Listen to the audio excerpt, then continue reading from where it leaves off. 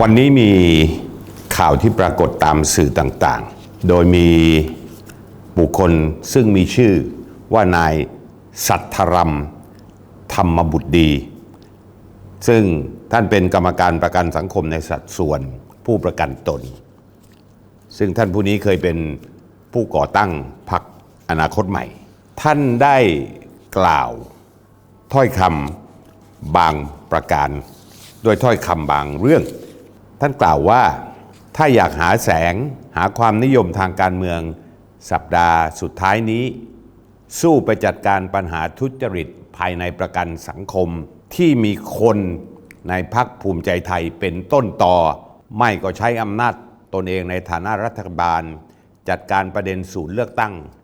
อะไรต่างๆเหล่านี้ประเด็นที่ผมขีดเส้นใต้ให้กับทุกท่านได้ทราบก็คือบอกว่าปัญหาทุจริตภายในประกันสังคมที่มีคนในพรรคภูมิใจไทยเป็นต้นต่อเป็นการใส่ร้ายด้วยข้อความอันเป็นเท็จต่อพรรคภูมิใจไทยซึ่งฝ่ายกฎหมายพรรคภูมิใจไทยก็จะดำเนินคดีกับท่านในเรื่องนี้ต่อไปทันทีครับ